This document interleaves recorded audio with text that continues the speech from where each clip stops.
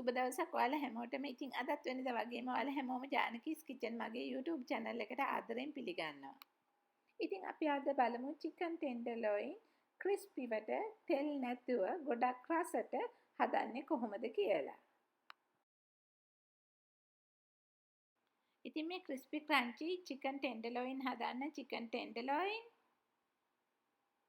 cornstarch, ගම්මිරිස් කුඩු, ලුණු කුඩු, cornflake, fresh milk අවශ්‍ය වෙනවා.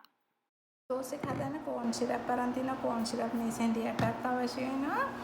කෙචප් මේ සැඳි 3ක් අරගෙන තියෙනවා. තේ හැඳි 1ක් මිරිස් කුඩු, තේ හැඳි 1ක් garlic powder, මේ සැඳි 1ක් දුඹුරු සීනි, මේ සැඳි 1/2ක් soy sauce අරගෙන තියෙනවා. ඉතින් මේ chicken tenderloin වල සෝස් එක හදන්න sauce pan එකකට corn syrup මේ සැඳි 8ක් දානවා.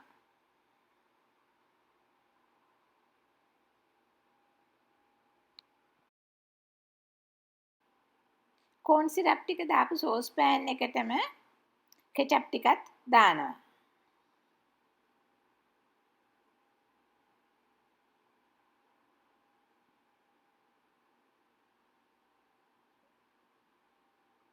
දුඹුරු සීනි ටිකත්,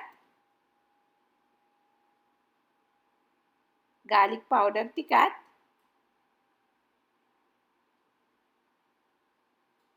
මිරිස් කුඩු ටිකත්,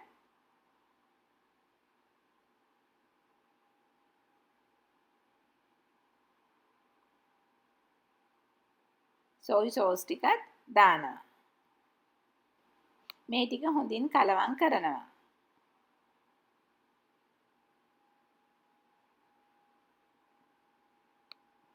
ඊළඟට සීනි ටික දිය වෙලා සෝස් එකෙන් බුබුලු දාලා එන කල් මීඩියම් හීට් එකේ මේ වගේ තියලා හොඳින් කලවම් කරමින් හදනවා. මේ වගේ බුබුලු දාගෙන එනකොට ලිප ඕෆ් කරනවා.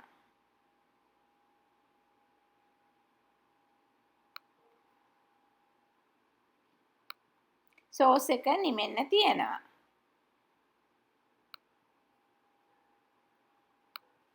chicken tenderloin ටික මේ වගේ දෙකට වෙන් කරනවා. දිග අතර තමයි අපි දෙකට වෙන් කරන්නේ.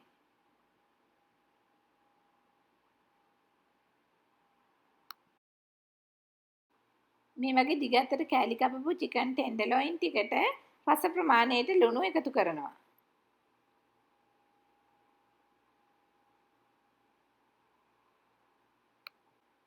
ඒ වගේම සැර ප්‍රමාණයට ගම්මිරිස් කුඩුත් දානවා.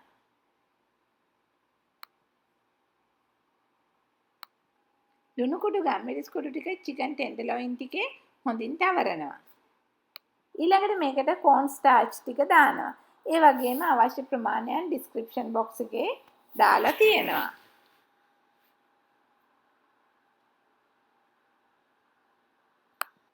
ඊළඟට fresh milk ටික එකතු කරනවා. fresh milk ටිකත් corn starch ටිකත් chicken ටිකේ හොඳින් තවරනවා.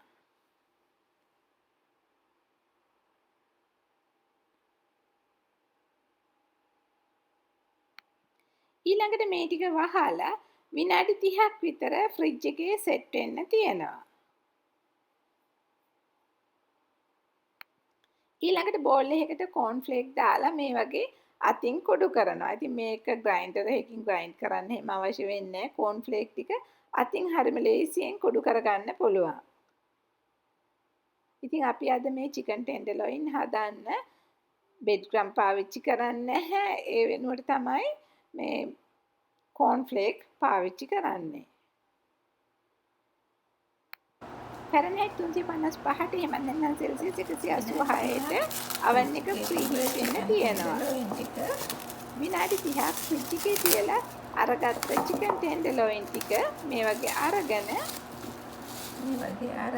chicken tenderloin එකේ දැන් අපි ඊළඟට කරන්නේ cereal එහෙමත් නැත්නම් cereal මේ grinder එකේ කරන්නේ අවශ්‍ය වෙනවා. අතින් පොඩි කරලා ගත්තාම ඇති.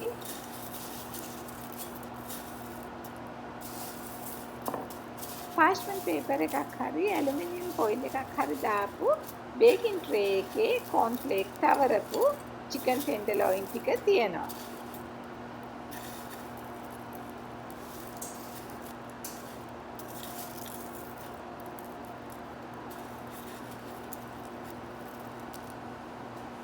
එතකොට පාර්ච්මන්ට් පේපර් එකක් හරි ඇලුමිනියම් ෆොයිල් එකක් හරි දාපුවා.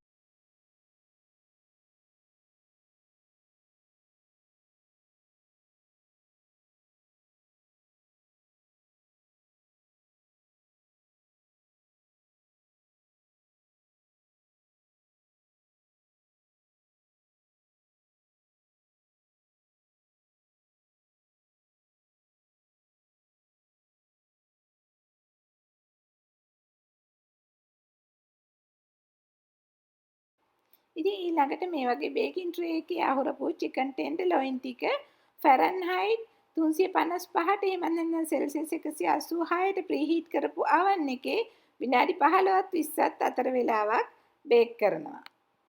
මේ තියෙන ෆැරන්හයිට් 355ට එහෙම නැත්නම් සෙල්සියස් 186ට ප්‍රීහීට් කරපු oven එකේ විනාඩි 20ක් බේක් කරපු චිකන් ටෙන්ඩර්ලොයින් ටික දැන් මේ චිකන් ටෙන්ඩර්ලොයින් ටික හොඳට නිමිලා තියෙන්නේ. ඒ වගේම මේක හොඳට ක්‍රිස්පි වටත් තියෙනවා. ඊළඟට මේ චිකන් ටෙන්ඩර්ලොයින් ටිකේ සෝස් එක තවරමු.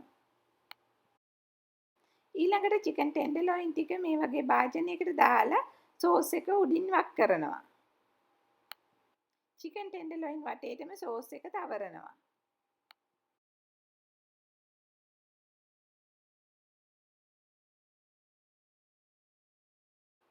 සෝස් එක තවරපු චිකන් ටෙන්ඩර්ලොයින් ටික මේ වගේ ප්ලේට් එකකට දාලා කැමති නම් ක්‍රෂ් කරපු නට් ටිකකින් ගානිෂ් කරන්නත් පුළුවන්.